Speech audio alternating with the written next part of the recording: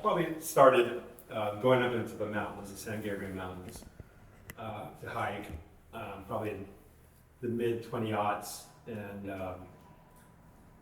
I remember just being kind of blown away by the beauty of it all. Prior to that, I was, my wife and I lived in Santa Monica, and I would just kind of walk around the neighborhood and photograph the landscaping. And I went, this is back before I had a digital camera, I would basically get the film back for prints, and I would paint out everything but the nature. And so I would use that as a sketch to make landscape paintings. And I was thinking of it as being a kind of a modern take on landscape painting, sort of pop landscape. And it was interesting because here in Southern California, if you look at any of the landscape, residential or commercial landscaping, it's all like plants from somewhere else, in a way that mirrors the population. It's like most of the population of Los Angeles is actually from somewhere else. And so I thought that was kind of an interesting take. But I started to get kind of bored with it. I was doing like also images of Ikebana, so I collected books on Ikebana and bonsai. And it was really about these examples of nature being used to create an image of nature. And so that what you're looking at is nature, it's natural, but it's designed. It's like in Ikebana, everything's kind of made to look kind of random, but there are all these diagrams for how to arrive at that asymmetry. And I thought that was interesting in relation to painting, because I kind of came from this very gestural approach to making paintings. And at some point I kind of started getting very self-conscious of my gestures, because I thought, well, I'm trying to make it look random, but I'm very designed about how I arrive at that place. And I started feeling kind of uncomfortable about that. And when I kind of stumbled on Ikebana, it was like, well, wait a minute, this is being done, it's being done without irony. And I thought, I like that. I like this relationship between things that happen natural and things that happen by design. And so that became kind of my thing for a while. But I thought of it as being very different from, say, like a landscape painter who goes into the mountains and paints this very sublime, pristine landscape, which I thought, well, that's how they did it, back in the day. And so, but going up into the mountains, it was kind of like, I just was just completely taken by it up there in the San Gabriels. And I started taking pictures thinking, well, I can make some paintings from this. And we had a big fire in 2009 called the Station Fire that just burned like hundreds of thousands of acres.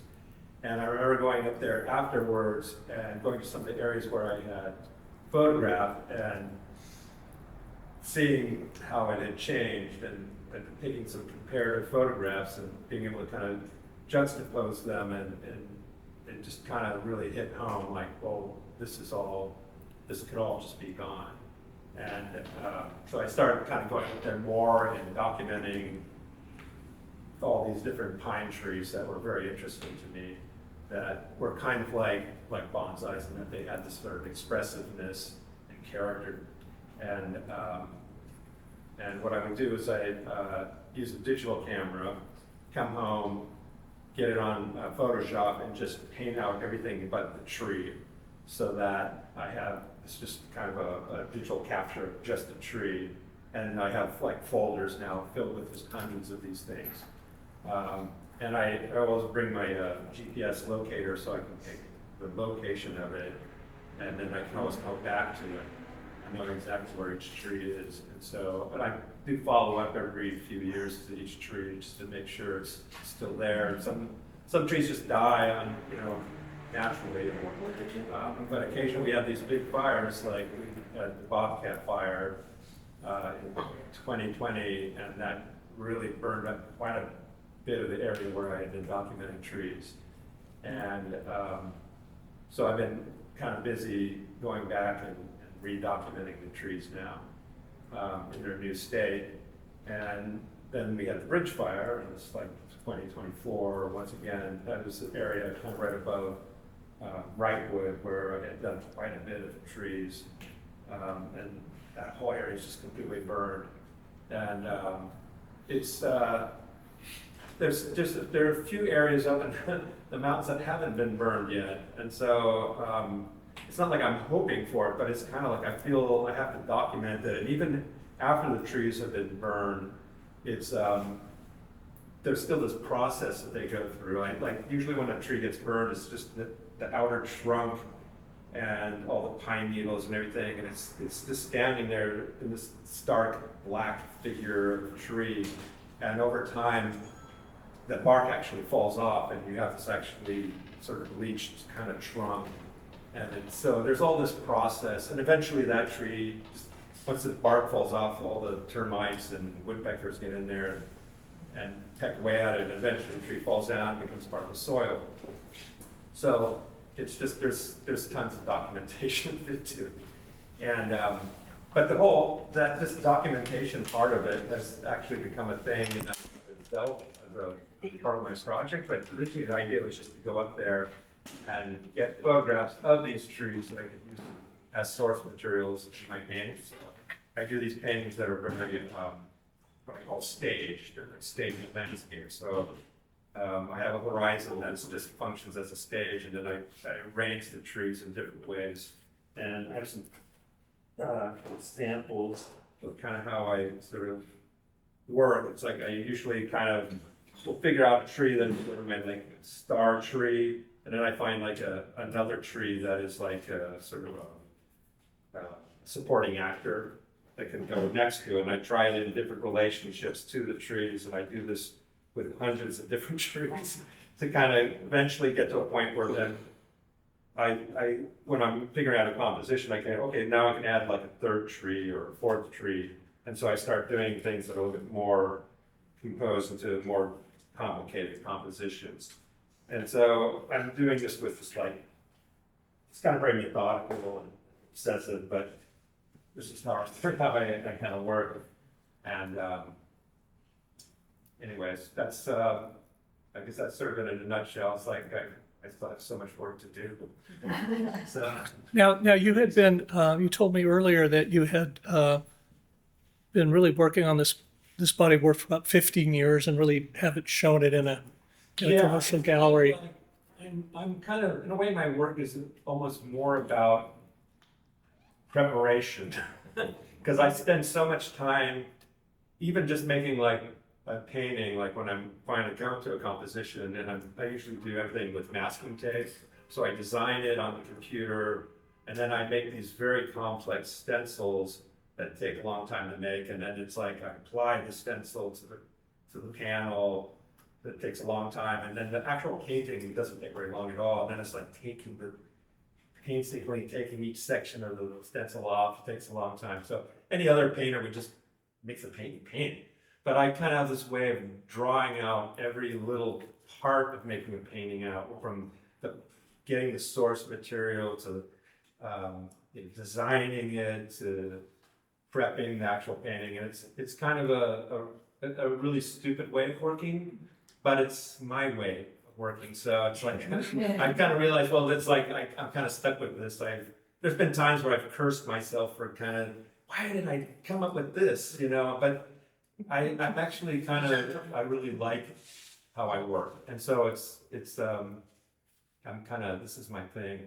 And the paintings will come out looking in a way that I think is kind of different from other people's paintings.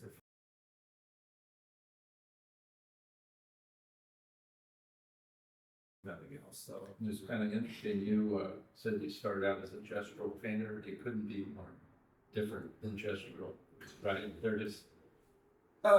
It depends. I mean, what I'm showing here is just like really a part of my work. I mean, I don't have necessarily a style. Like I work in I have lots of different ways of making work, and I have work that's completely abstract. That would fit actually really nicely into this show, actually. Yeah. So it's kind of, I'm not really, like the art world kind of wants us to just do one thing over and over and over again, and I'm not very good at that. Like, and I'm not gonna do it. I'm just gonna, well, and this guy right here is the reason why, because I've always been a big fan of yours. Back when I was in college, I remember looking at your work and thinking, he's the weirdest fucking artist of all. Like, Get a style. and so whenever I get sort of stuck in a way of, okay, this is the work I'm doing now, and everybody knows, and it's like, but I want to do something else. I always think, what would David Lloyd do? Well, it's the curse of painters. You know, there's artists that, is that Tim over there? Yeah. Hey, well, we went to Cal Arts and everybody did everything. You know, there were people like Mike Kelly who do sculpture, this and that, and they play drums, and they do all this stuff. The painters have been pushed into this thing where they're supposed to come up with something and just keep repeating it ad nauseum, and I think we all should fight that. Well, I don't know, see, because I think I always remember when I was in Claremont, there was this one visiting artist, what's his name, John Miller, remember this guy? Yeah, Who did sure. the dashes? That will And, never change. Yeah, and you would think that they were all the same if you just looked at them, but if you look at them, actually they were, Well, Very he had good. his little. yeah, there were subtle little Yeah. differences in each painting, and it was like, but he did that for years and years and years, and I thought, well, that's the integrity of the work, is that it's kind of stuck with this thing, and it's like, I always wanted to do that, I just found I couldn't, you know? And so it's not like a criticism, I think that if you know, what works for you works, so. Well, I moved his art when I got out of school, when I was in art moving. Uh-huh. And I said to him, do you ever just want to just throw the yellow paint on one? He just looked at me like, He has a very. he was very like, yeah, that's. It was serious business. I know if he ever used like a little dark blue, it was like, oh my God. Right. Well, Well, He got very excited about that. It was not black. It was I know, it's like, I think it's just the way artists, everybody's brain works differently. That's the beauty of it. We all just work in a different way. But that's the one thing I always really liked about your work, is that it didn't neatly fit into this category or that. So it always seemed like, to me, you were always doing your own weird thing. I think it's a little bit, I've settled down in my old age, but I think it's a little ADD-ish in a way. You know, it's sort of like, you get bored and you move on, but it's not, I wouldn't recommend it as a career path. You know, like you said. Although there are, you know, Richter and these people have sort of done a lot of different stuff. And you know, it's just. Well, how about going to Claremont, and when did you go, and who were your influences there? And Well, it was the mid-90s, which is, I like to think of LA in the 90s, early 20s as being kind of one of the best periods in LA. It's like, I think there was just a lot of great painting going on and a lot of great stuff happening. But I remember, I went there because Roland was teaching there, Roland Reiss, and Lisa Adams was teaching there, and John Millay and David Amico. I didn't work that well with David Amico. I never got along with him, but I hit it off with John Millay, even though he was kind of a egomaniacal person. I really enjoyed his ability to look at a painting and talk about it, and it was like, you know, other people would kind of talk around it, and he would go right into it, and Roland was always fun. The very first meeting we had, he kind of comes in, looks at his cup of coffee, looks at my work, he looked at me and goes, "So you want to be famous?" And I just I'd never heard a teacher ever ask me something like that. I was like, you're not supposed to say yes, right?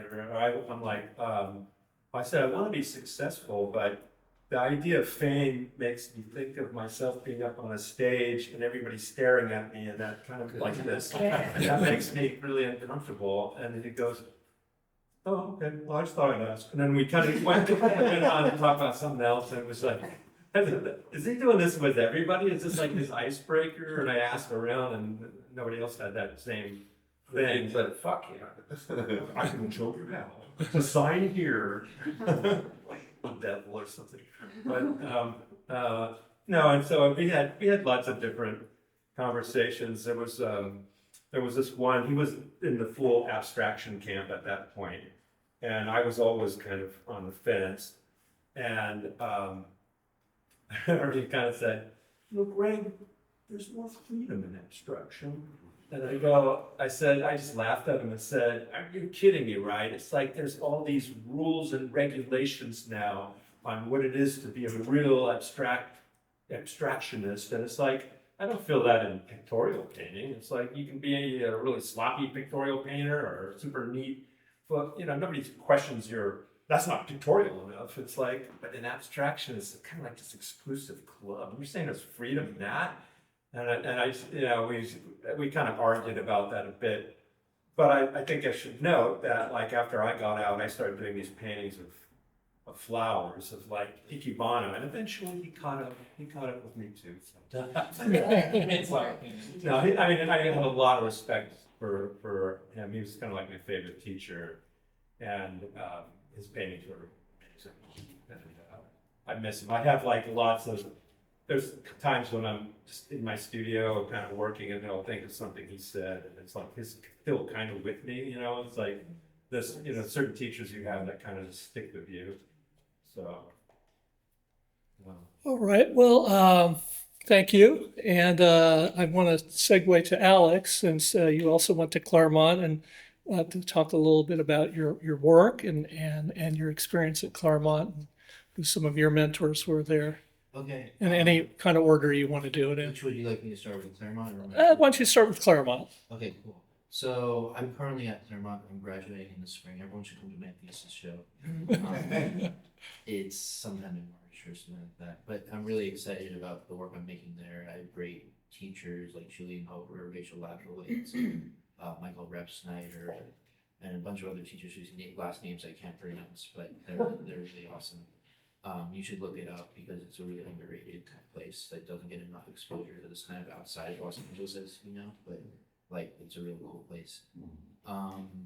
Yeah, so I kind of I applied to all the fancy schools on the East Coast and I didn't get into any of them, unfortunately. But I got like close to getting in, but I didn't get fully in.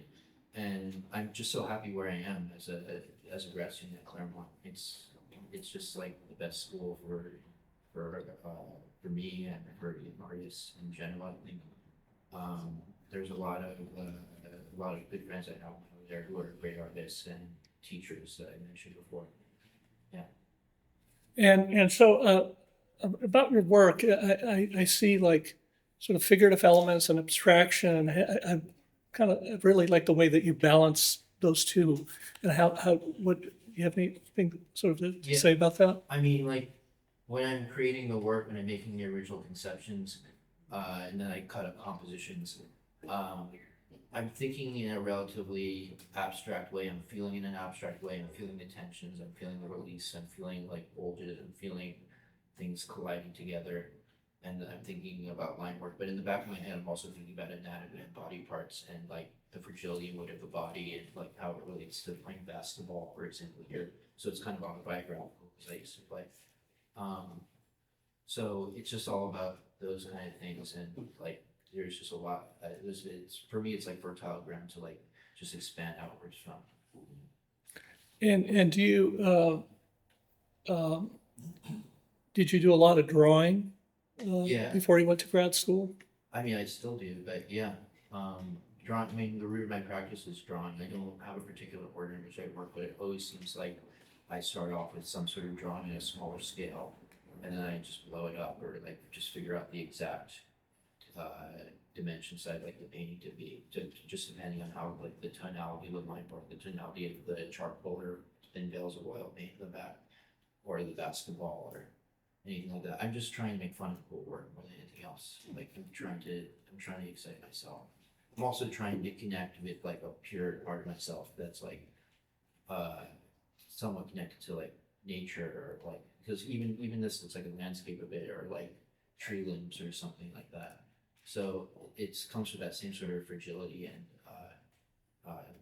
caring for the world and things like that. Now, do you make, is it just spontaneous, or do you make drawings and then make paintings? Kind of both. Like, I would say for this one, it was spontaneous. I really just, I'm a process artist, even though like my work is deeply conceptual. So I would always end up surprising myself, and it makes itself, and that's really exciting. Like I'm feeling the tensions, and I'm feeling how it feels, and then I just see, oh, there's a leg, there's an arm, there's a basketball. And I'm just like, it's all about the process for me. It's all So about when you started this painting, did you know it was going to be a basketball painting? when I started the drawing for this painting, I didn't know it was going to be a basketball. I just thought body parts, basketball, things I enjoy. So you discovered the basketball thing in the middle of doing a drawing that you didn't know was going to be this painting. Yeah. But then, so you have a drawing that precedes that's Yes. smaller. Done with a pen and charcoal. This is done with oil paint, all oil paint. So then this, it doesn't start as a blank canvas and you approach it. No, it doesn't start as a blank canvas. And- It started as a drawing. I use an overhead projector often, or I use Okay. reference images, things like that. Okay. Because they're big drawings is where they work. Yeah. You know, they feel as much like a painting as a big giant drawing. Yeah. They work at all different scales. Yeah. Like sometimes they make them tiny, sometimes they make them huge. It's like, interesting. So is that a deflated basketball? I think so. Some sort of distortion of the body, like it's dealing with gravity and weight. It's like heavy and light all at the same time. Like it's pushing the body parts down, the body parts are pushing it up. I don't know. But it's a basketball, right? Yeah, And the basketball's pushing the. Sorry. in motion. In motion, yes, yeah. Is that why it's so flat then? Because it's in motion? I never thought of that. Yeah, no, but it's just like this heavy and light thing all at the same time, kind of brittle almost. But what did you think when you saw it so elliptical? I just thought. Or was that like that in the I think- drawing? It was elliptical in the Yeah, drawing? yeah. But like when I made the drawing, Because that's kind of fun idea. yeah, I just like when I'm just like when I'm thinking about his body parts, tensions, abstraction, and like good job, like keep going. That's what goes on in my head. I give myself like a good response back. Yeah. This is like the tapping into the late 90s, early 20s. This was the thing. Like before, it seemed like everybody had to have the fucking reason to make a painting.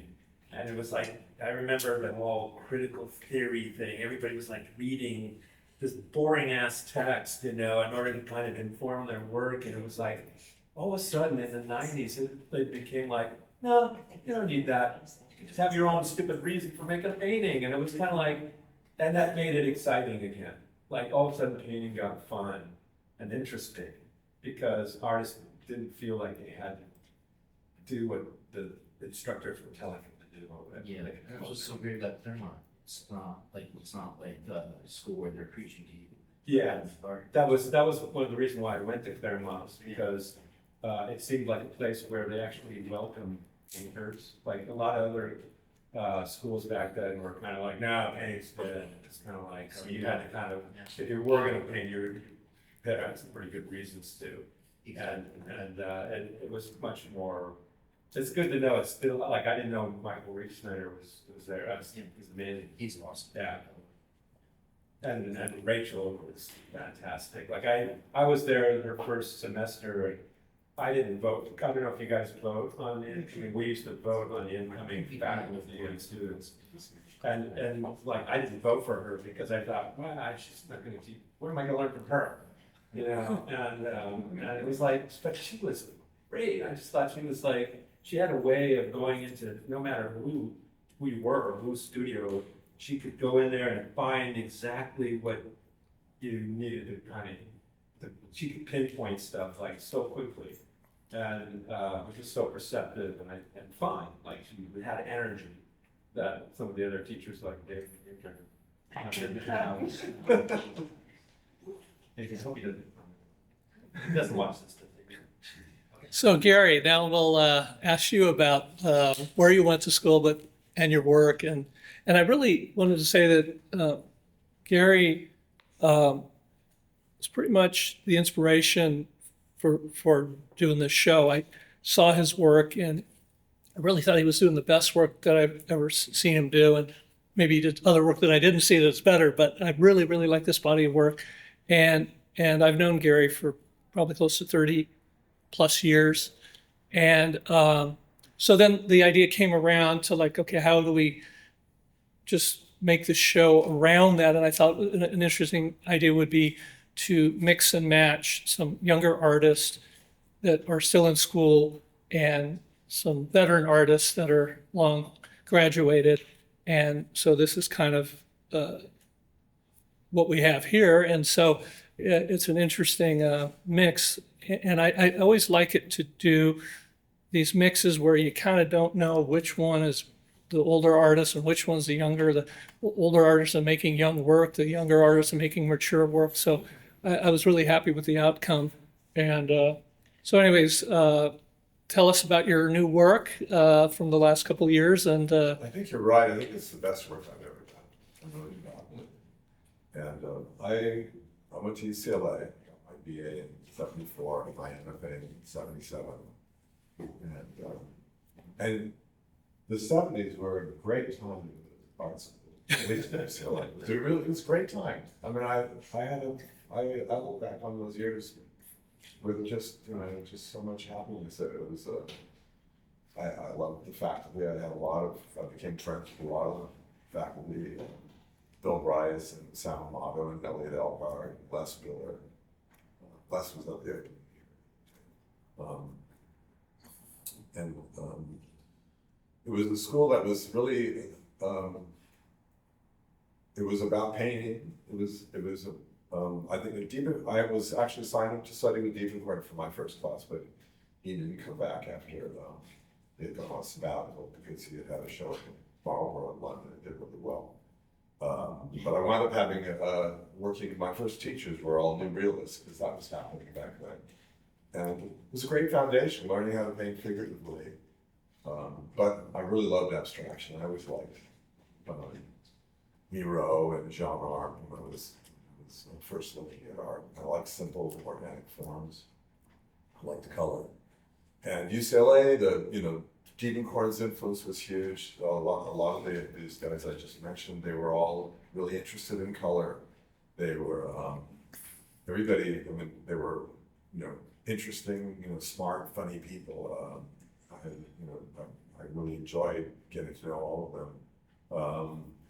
But the influence of Dievenkorn was huge, and a lot of those guys were really interested in modernism, coming up.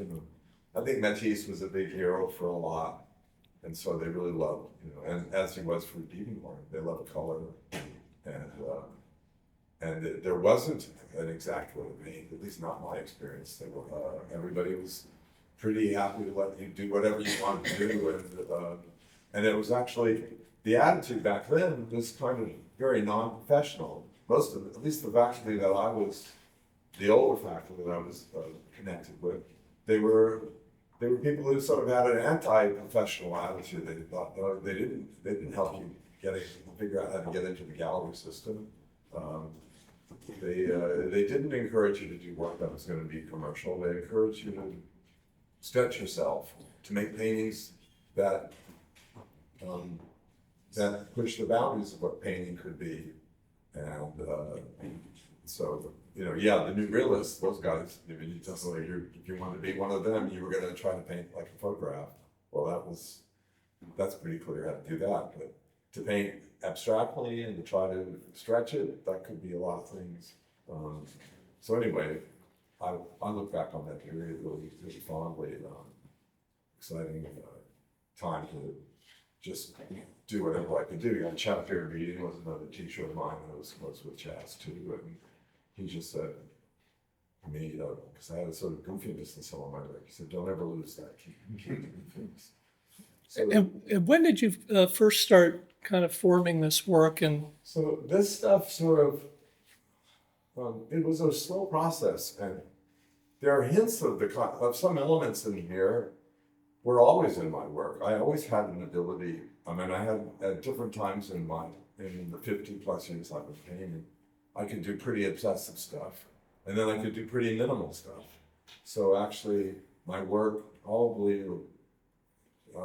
just before COVID was kind of minimal. It was structured. There was a kind of like a simple kind of, you know, grid-like structure that I was doing, but there were maybe, you know, 18 or 20 shapes, something like that, not that many, and I was just trying to find a kind of balance and a Zen-like quality that seemed alive, and gradually I took that kind of grid-like thing and I just made it more complicated, and I started connecting a lot of the corners of all these gridded shapes, and with a loopy kind of line that would meander all over the place, and so the work 2 or 3 years ago wasn't as complex as it is now, but I just kept on finding ways to divide these forms more and more so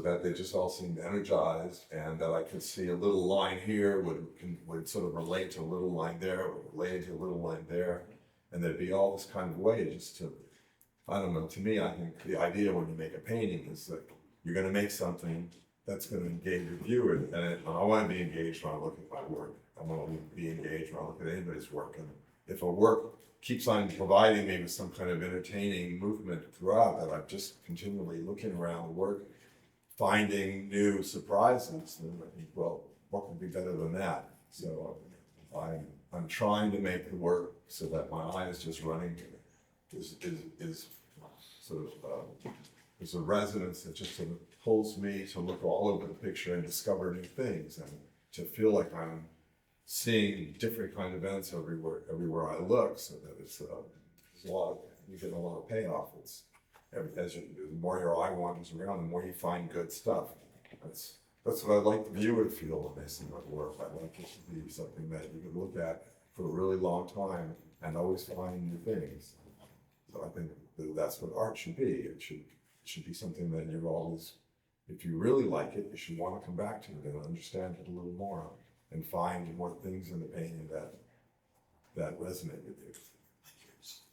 Yeah, you know, earlier you told me that you were a math major and what else before you? I started UCLA as a math major, then I switched to psychology, and then I switched to art. So I didn't really take any art classes till the last quarter of my sophomore year. And I applied to get into the art department at that time, and they didn't accept me because you had to switch from the letters and science to fine art. And they said, just take some classes. So over the summer, I took beginning drawing and figure drawing, and I took the first painting class in fall, and applied. Then I got in, and then when I had to go to graduate school, I was like, there were only accepted 5 people out of 300. So I figured out what they wanted to see. Yes. And do you feel that your math background, or do you feel that it has anything? It may be there in some. I love geometry, and my teachers when I was in high school, they liked me in geometry because I'd figure out problems intuitively, not using the textbook answer to get the right answer. But I like that. But I was actually here with a couple of old friends the other day, and they said to me, you know, the work seems more musical than mathematical. Oh, interesting. Well, that's interesting too. And yeah, we were speaking earlier. I mean, I actually did play piano pretty well, and I played a couple of other instruments. So I think music is a big part of my life as well. And I think music and math are connected. Yeah, absolutely. It's interesting to me that they're, you know, a Pollock, it has all these ways you can find things in it, but the way he gets there is completely different. Yeah. These are like, that's gestural, this mechanical. Yeah. Like the way he's taking, you know, kind of almost mechanical means to get to a place where there's all this stuff going on that you find your way through, but there's no gesture at all. No. It's all painted, bit by bit. Although I would say, atomized. a little earlier on there, it was not really gestural This. painting, but it's a little, yeah, they're not quite as tight as the way they resolve. Yeah. Everybody, he's using the projector, I'm using an artificial means. There's a lot of artifice going on around here, which I think is a sign of the times. But I don't know, I imagine in your work too, even though you're using the computer, you're still adjusting a lot of stuff. Oh, well, I'm like you, I'm starting out really, really gesturally, like wildly gesturally, and then little by little Yeah, coming into it. yeah, and then you're evaluating it, and you're speculating. Yeah, oh, Okay, how could this be better? All Maybe I along should the way. try this and that. yeah. So we're not pre-planned. I mean, the thing about working with the computer, it's like, some people think, well, it's this very rigid thing, but it's so crazy loose, right? And it's like everything when you're working on it, what I've noticed is that you just save stuff, like, cause you'll get to this place in the composition where it's like, wow, that's really cool. I wanna go further. So you save it, and then you keep producing like alternatives, and alternatives like more than you would without a computer. If you were just painting or drawing, you might settle on something. But in the computer, you just keep, it's like what people said about, oh, a computer's gonna make your life easier. No, it just makes you work more.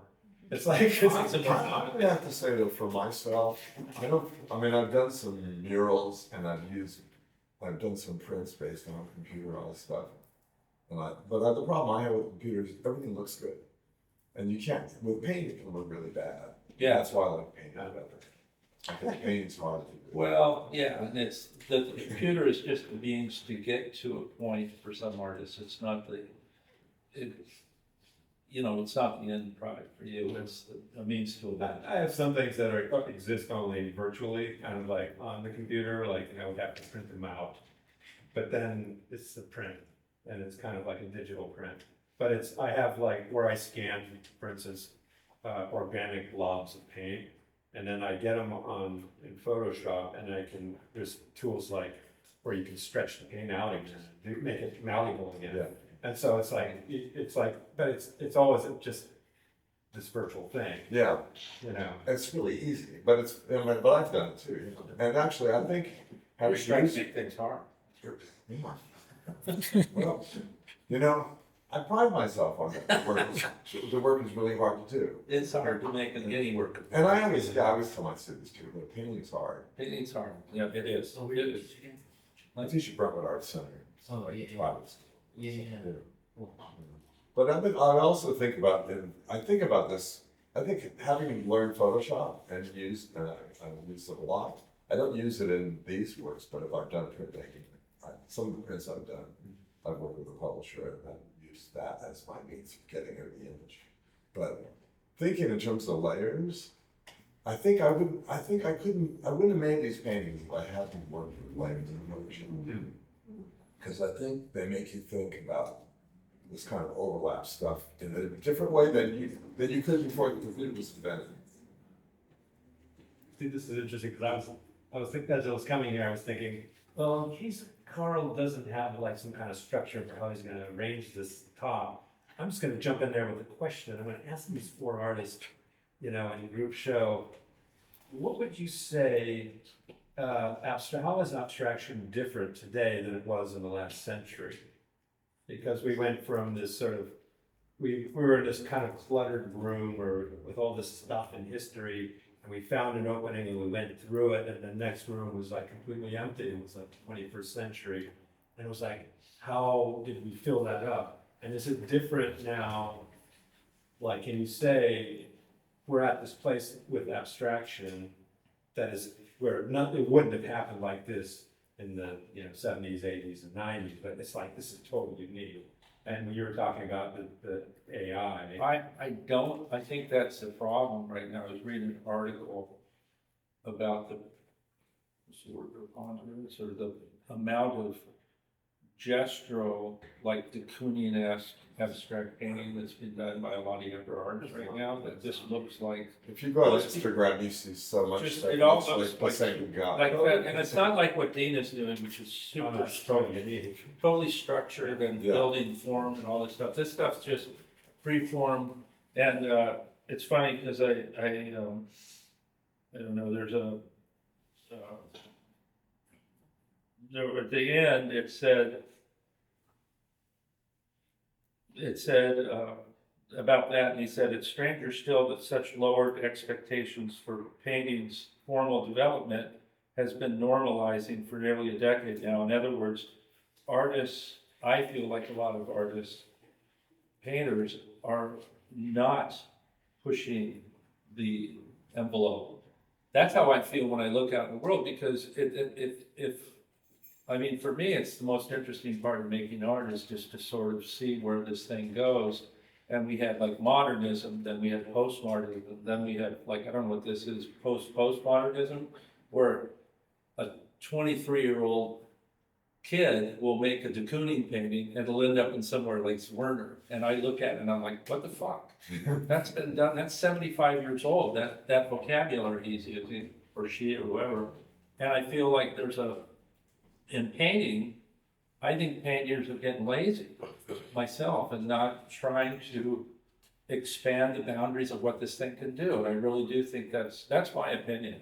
I'm a grumpy old guy, but that's how it feels to me, because, and I don't mean they have to do, it doesn't have to be one thing or another. It's not about abstraction or figuration. It's more about this idea of invention, of always trying to read. Maybe that's an old view of the world. Well, one of the things about Otis, where I'm going, is that a lot of my teachers say to me, like, I want to see something I haven't seen before. And I want to see something I And I'm haven't seen really before. coming from that kind of place, which Right. is like, I want to see, work that hasn't been seen before. Right. Like, how do you push the boundaries of painting to the next level, and then, what does that mean to the boundaries, to the canvas? to the Yeah, form? and I think like that painting you made is a very strange painting. It doesn't really, the big one, yeah, yours. Oh. It doesn't fall into one category or another. It sort of is, I talk about like a liminal space between a bunch of stuff, and that's interesting. I'm not picking on any one artist or another. I'm just saying that there's a lot of stuff that's rehashing old vocabularies, just sort of. Well, the reason why I kind of brought that up is because you had mentioned how you wouldn't have made the painting the same way unless you had experienced like layers. And so there is this one thing we can talk about is how, like, I was in a show at Acme back in 2002 called the New Economy Painting. It was all artists that were using the computer somehow to make painting. But even back then, it was kind of like frowned upon, like how like using photography used to be frowned on, it's kind of like to make a painting. And, but it's not the issue anymore. I mean, artists are kind of jumping into it. But I mean, I remember people having a real negative, attitude about the computer. And you're using AI. AI is just going to crack open so I many think things it is. in a negative way. In a positive way, negative way, but there was a show called, I think it was called Post-Human and Deutsch Project. And it was wild, and it was using all the, AI and sculpture and everything. But interestingly, the most interesting work was actually sculpture. There wasn't a lot of painting in there that was really pushing a lot of limits. So I do think that we're in an interesting place that painters, I think there's places to go with it, in figurative painting and abstract painting. But maybe that's an old idea, like a modern idea of the avant-garde that's not relevant to, I don't know. Well, I think for the four of you, we're using technology and I'm not. So I use no technology. You're using no technology, but the idea of putting like something leaning against a wall like that is super inventive. So it's really more about invention.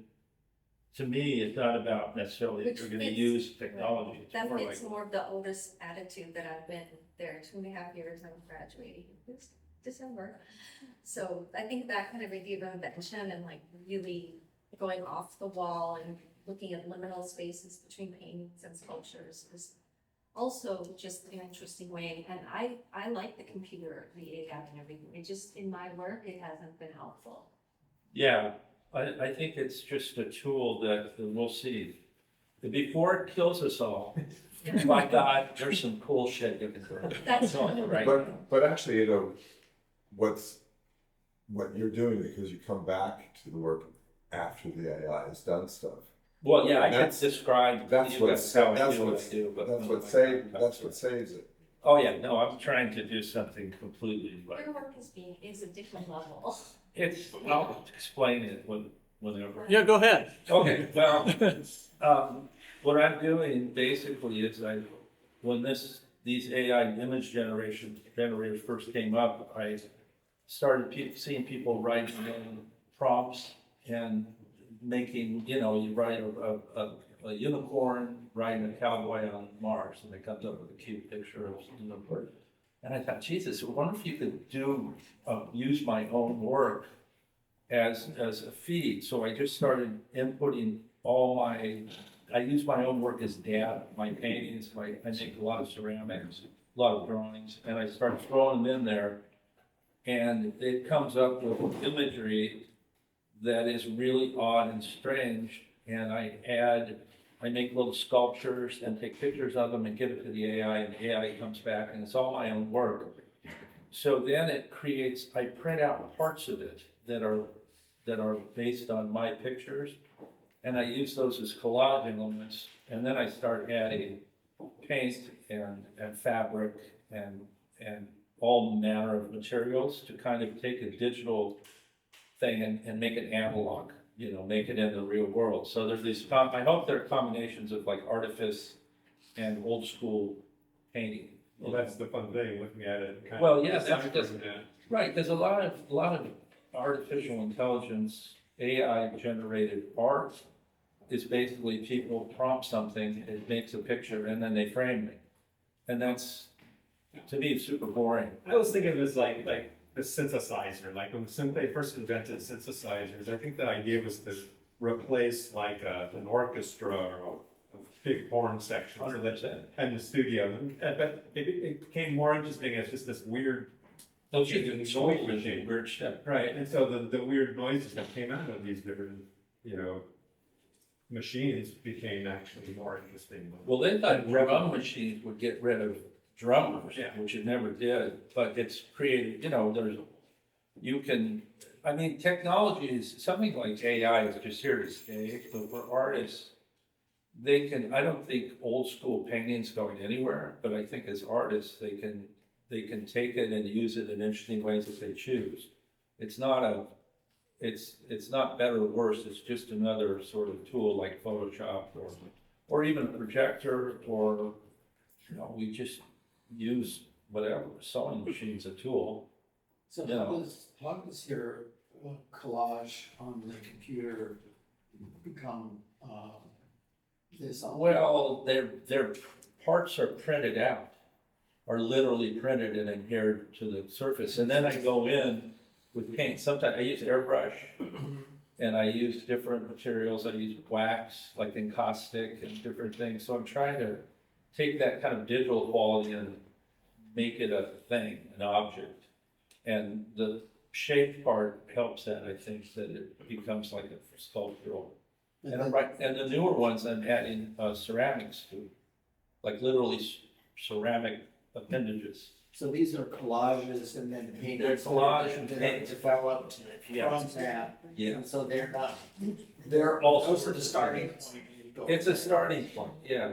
And there's all sorts of like, I wanted to make it where you can't tell what's visual, what's me, what's the machine, but somebody said to me, why don't you mix one of your pieces with a Picasso? But that would defeat the whole point of it. The whole point is me collaborating with me.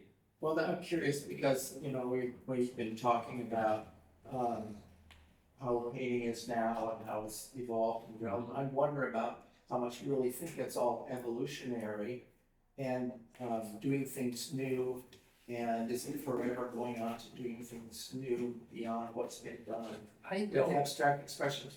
And then that whole notion of, as an artist, are you venturing forth with the idea, how much is it self-exploration? And you simply, the question, you start with a blank canvas, or you start with something, but you start reacting to what's there, and those reactions are you know, who you are and what you Right. are, what's distinctive about whatever it is. you're And doing. every artist uses different things, like some people just like to just put a blank canvas on and then whatever they feel at the moment they throw on, and that's one way.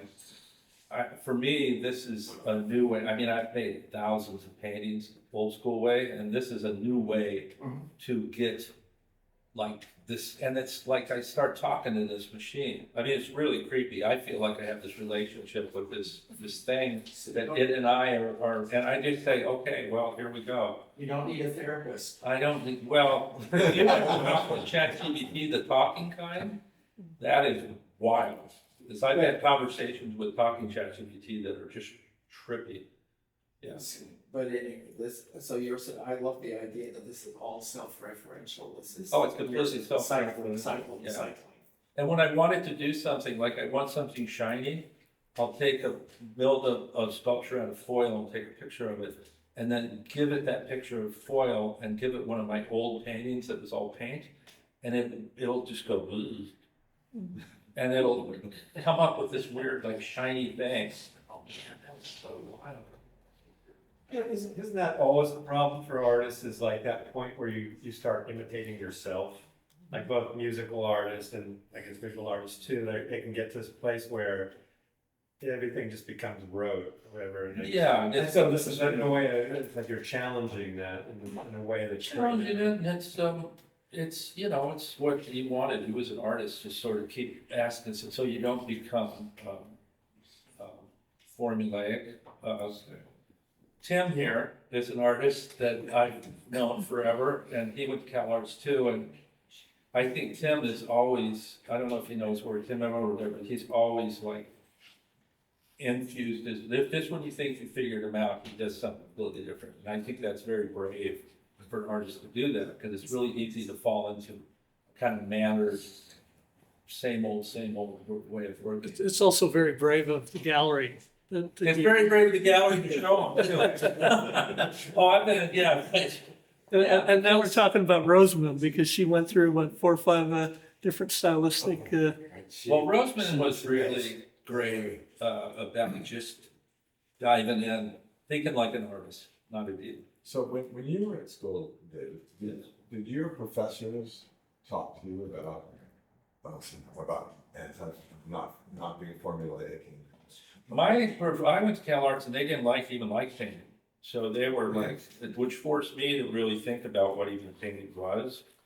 And I remember coming out, building this painting and making sort of this abstract painting and being like, what do you think? And one of the teachers, and I said, the edges don't seem to be working. He said, well, just saw them off.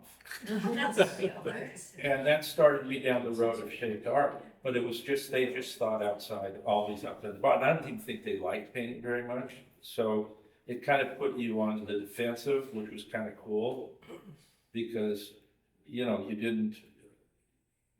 So you were already unpopular anyway. Yeah, you were. Well, so you know, we use the term formulaic, and I remember that was part of my education. I remember my professor, Elliot Elgar, I could hear him saying, you know, you don't go to there's no formula for it. No, there is no formula. If you were being formulaic, you were in trouble. Well, artists find vocabularies that they use over and over again. You get chops, and you use your chops to do things, but you have to always check yourself. Is am I falling into this pattern? No, and I remember there was actually a Deacon show at UCLA. It was Prince when I was a guy. And I remember he wrote on one of his prints, saying goddamn formula. So he was actually also upset at himself because he felt he went through a bunch of he was repeating himself. Right, exactly, and that's what I think that the So I really, you know, that voice in my head said, don't be formulaic. But the marketplace rewards formulaic thinking, so you're in a sort of a tough spot. I mean, I think that's why artists teach, is if they can, is just to free themselves without even having to worry about selling a work of art. Not that you make any money teaching, but Right. I don't know. Okay, Dina, let's hear a little bit more about your work. And well, my work's kind of is a little bit different. well, and the other thing that sorry. So when I put this show together with Virginia, who works with me here. We went to Claremont and his work popped out of all the work we saw there. And then she couldn't make it, but I went to Otis and I walked around and I said, "Oh God, I really like this." I took a couple of photos. Yeah, and I thought she was like 20 something, and she's a returning student.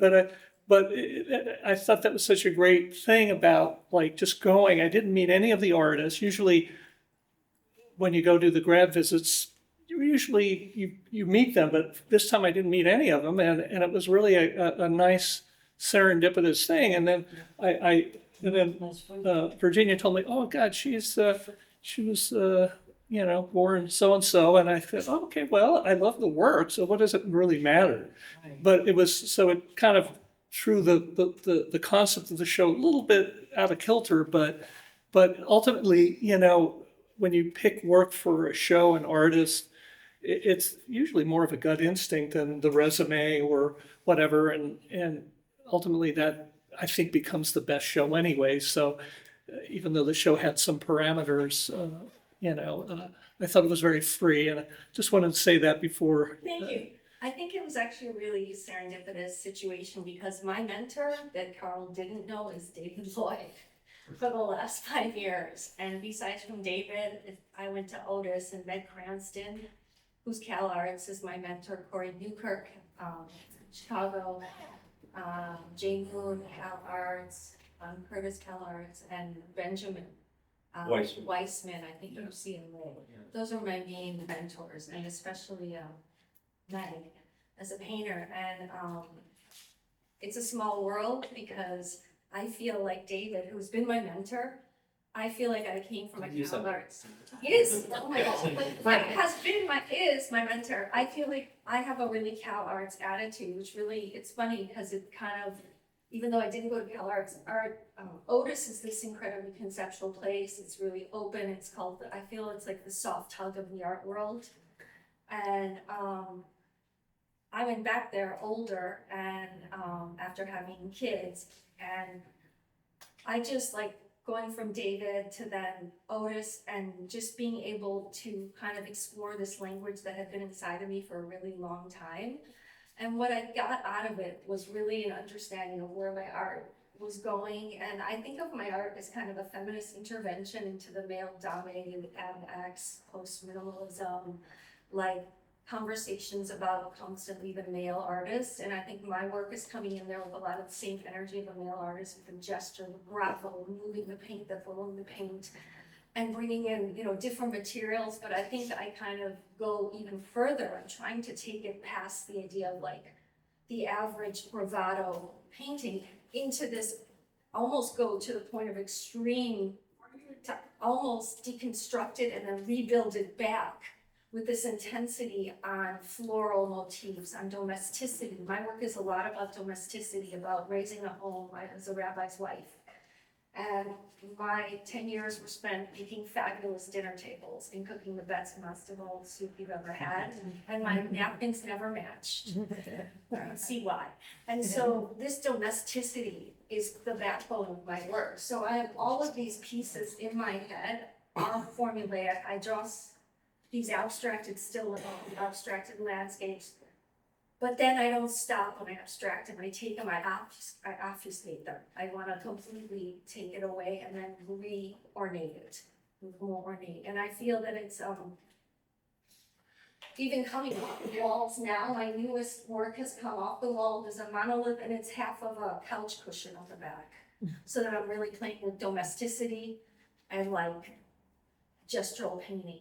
And then I've also included my ceramics in it, because I like the idea of keeping to build and make more and more depth and more texture and more material. So that's kind of where my process is going, and I'm really like in the process. I graduate in December, and asking things. Yeah. Yeah, it's 2 pieces with me. So you said the meaning piece is part of half of a couch cushion? Well, I have half of them are leaners, which are a spoof on John McCracken and his finish of the slick. Right. I don't want to say the word. Right. minimal, Plain. plain, and so mine is a very feminized color. But it's irregular. It is irregular. The new ones, I've seen the new ones, Even more they're irregular. freestanding and they look like that on one side and they look like a upholstered on the other, like Oh. a couch. But Stuff. they're super weird. I mean, they're really interesting. And just stand out in the room. These are my leaners. I have leaners, monoliths, and I even have some that are 16 inches off the floor that are paintings.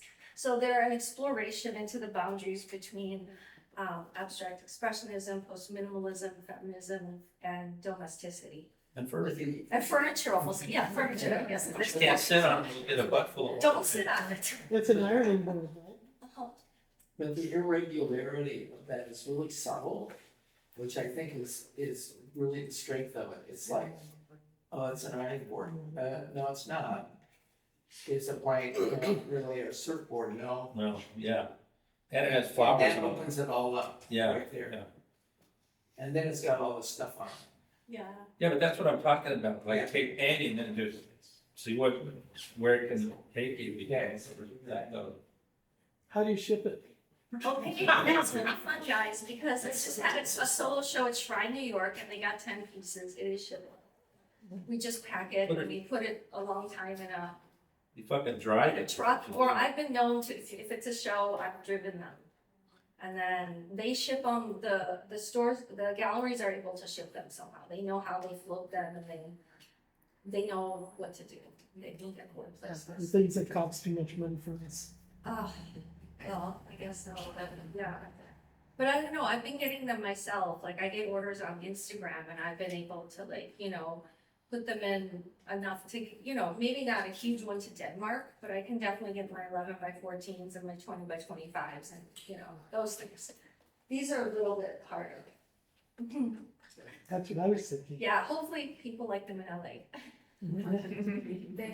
Yeah, What kind of materials? all oil paints, only oil paints. So I'm really obsessed about oil paint, and it's like,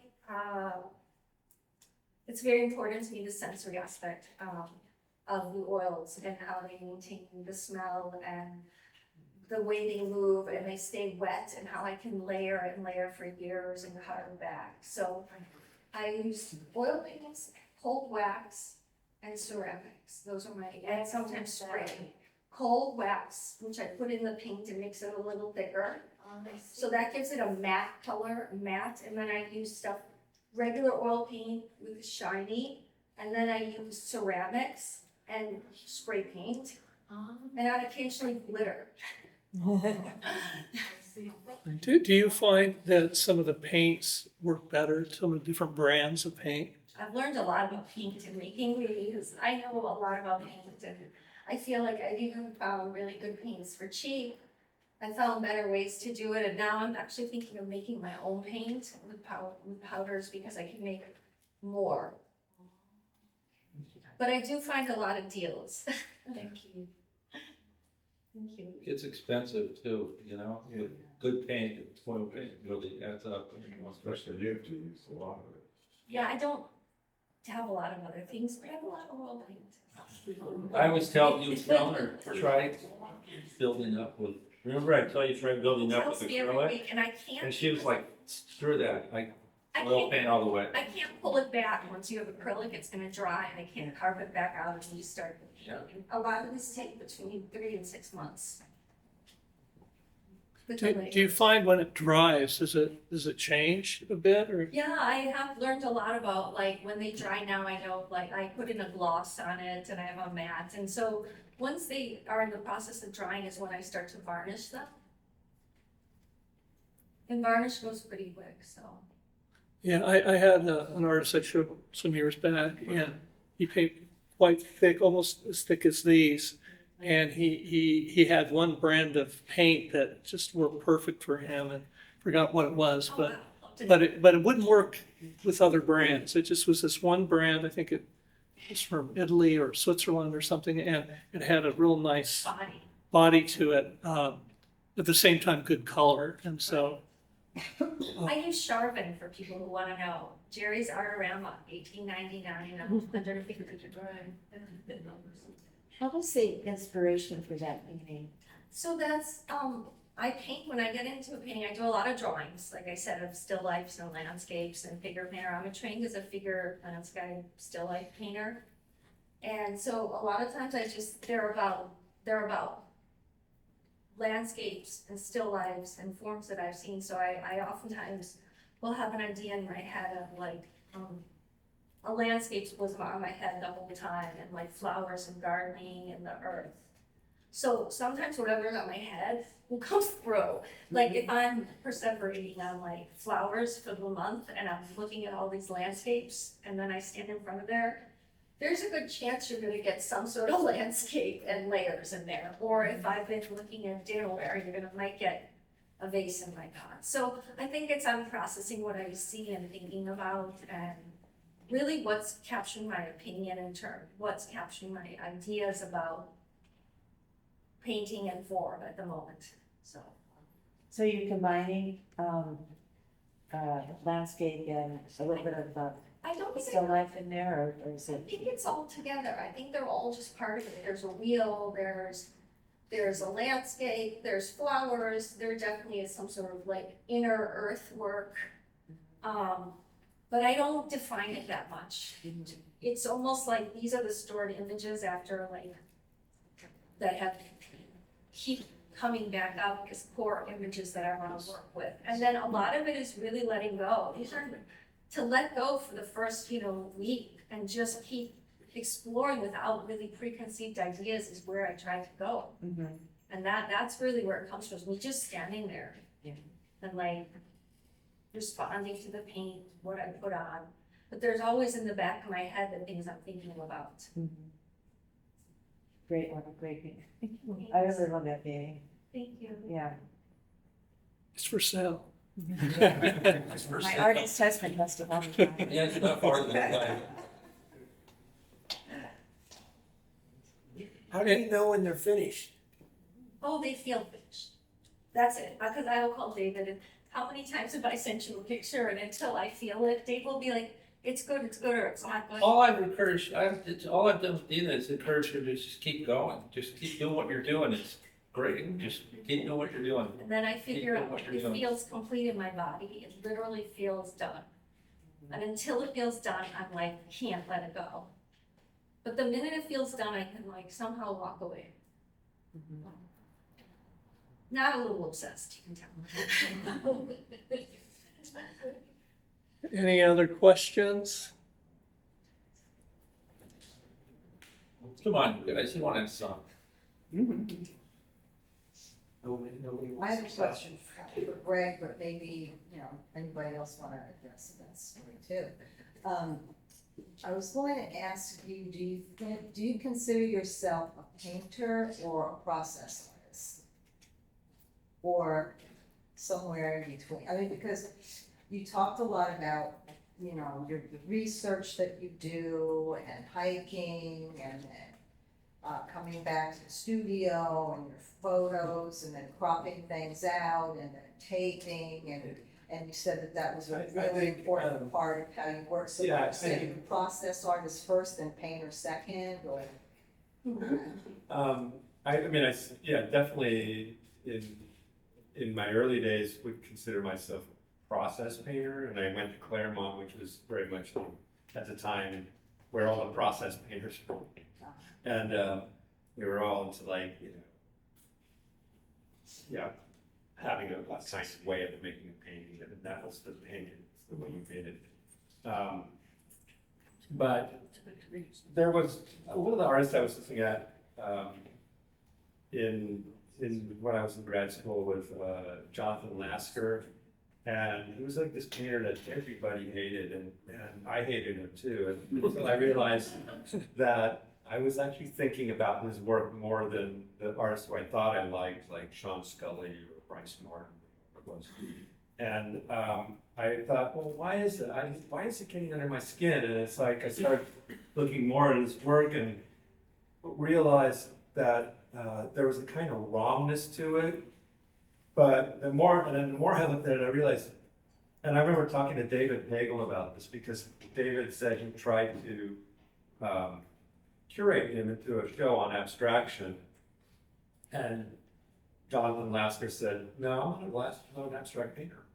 And we would all look at Lasker's work and think, well, he's an abstract painter. But if you actually look at his work, he's bringing all these sort of elemental pictorial devices into the painting.